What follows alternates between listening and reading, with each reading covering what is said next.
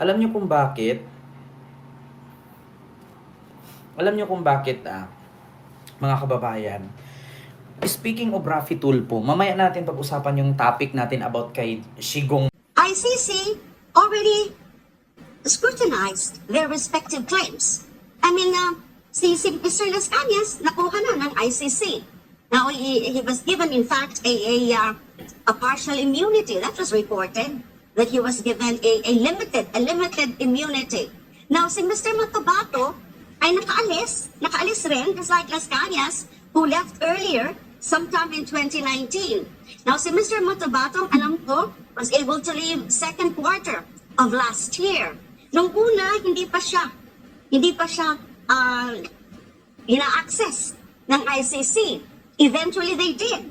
And that's why, kailangan na niyang umalis para mas maging easier yung magiging access ng ICC sa kanya. So, ICC vetted both already.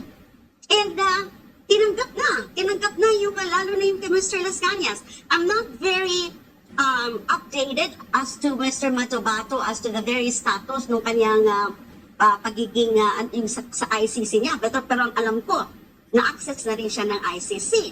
And that both of them are now under the protective custody of ICC. So, importante silang witnesses para sa kanila. Nako, hindi makatulog yan si Shigong. Sabi ko sa inyo, kailangan yan isang galong fentanyl. Isang galong fentanyl ang kailangang inumin per minute. Hindi siya makakatulog. Nabubulabog na ang pamilya ni Shigong. Sabi ko sa inyo, si Shigong kung hindi uminom ng fentanyl every minute ng 5mm,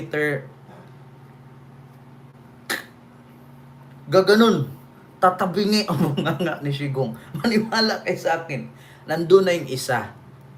Sumunod pa yung isa. Oo, talagang hindi abutan eleksyon. No. Matotoo talaga yung binalita. Dating, pumanaw na. Una panood ko sa TikTok yun. Oo. Ito talaga si German Sa Ma'am Margie, maraming salamat. Ma'am Kubragi, maraming salamat dyan sa inyo. At sa mga taga-US, mga taga-Europe, mga taga-Italy, mga taga-Middle East, maraming salamat. Diba, Ma'am Tet? Actually, kay Raffy Tulfo, speaking of Raffy Tulfo, na sinasabi niyo bumaliktad na siya, dating DDS, bumaliktad kay BBM. Actually, hindi kailangan ni Raffy Tulfo ng DDS at BBM. Bakit? Si Raffy Tulfo may sariling pangalan. Kaya nga niyang i-number 1 ang AXIS Kaya niyang i-number 2 ang AXIS. So bakit kailangan pa niya ng PDP Laban? Bakit kailangan pa niya ng Liberal Party? Bakit kailangan pa niya ng party ni Digong? Party ni BBM? Hindi niya kailangan ng ganun. Kung pwede nga lang si Raffy Tulfo, pwedeng gumawa yan ng ng tawag dito, party list Tutuusin, ayan, party list na nga niya yung AXIS. 'Di ba?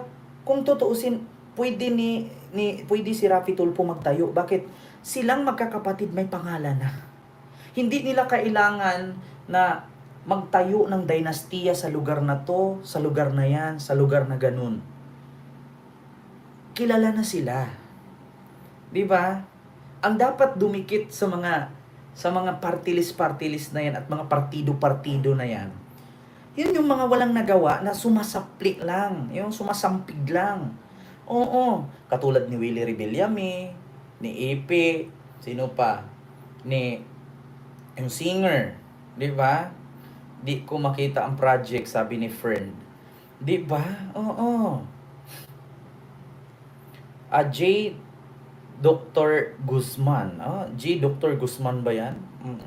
Alam mo, sa totoo lang, hindi mo kailangang questionin na bakit si Raffy Tulfo nananahimik at wala man lang siyang imik pagdating sa mga Duterte.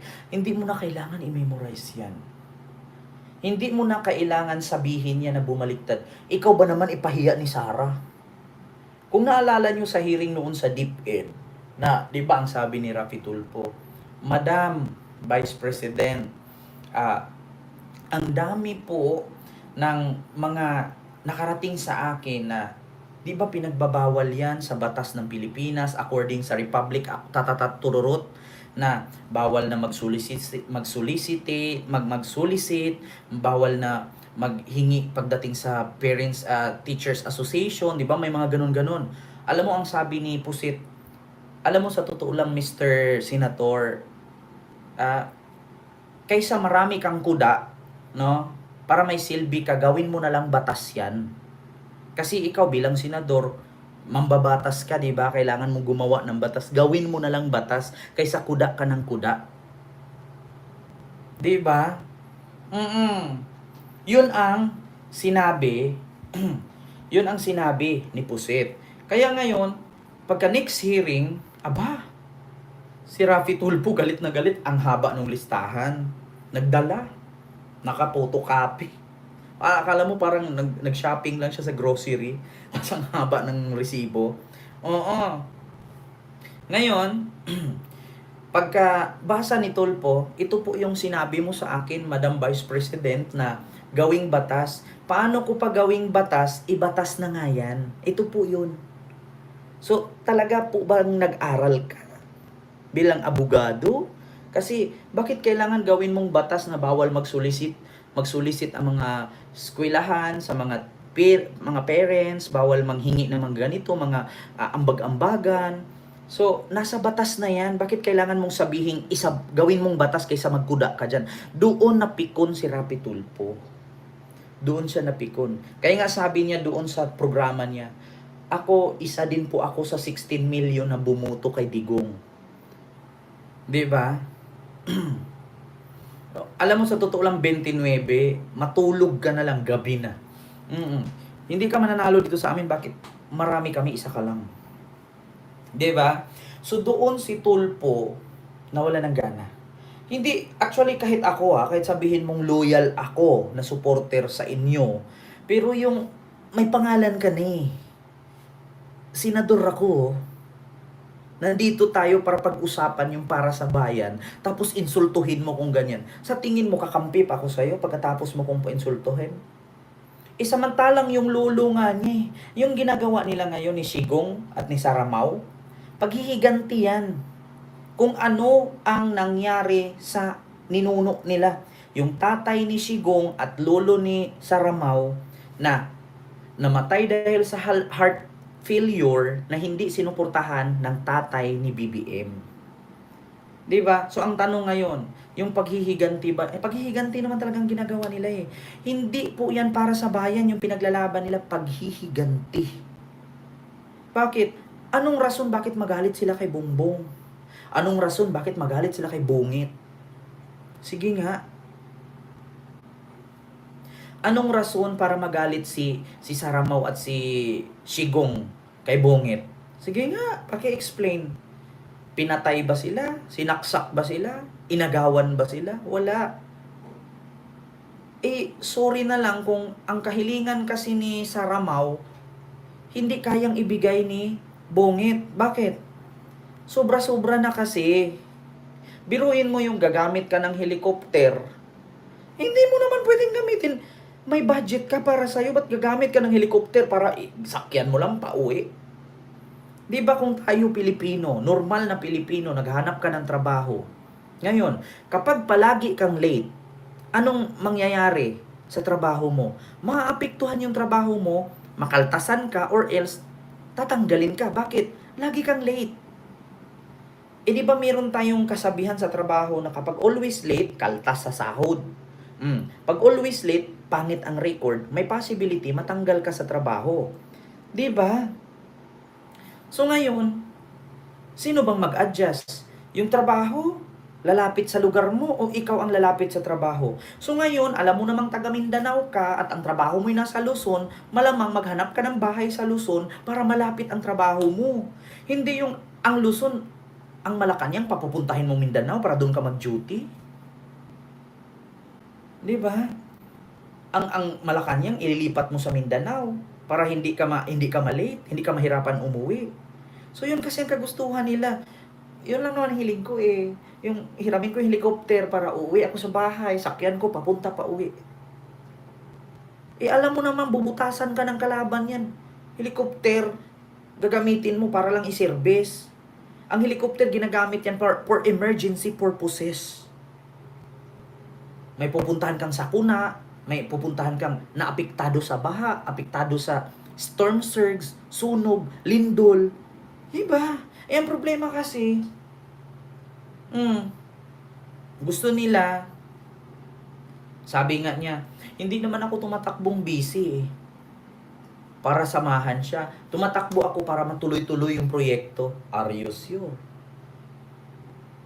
Hindi ba?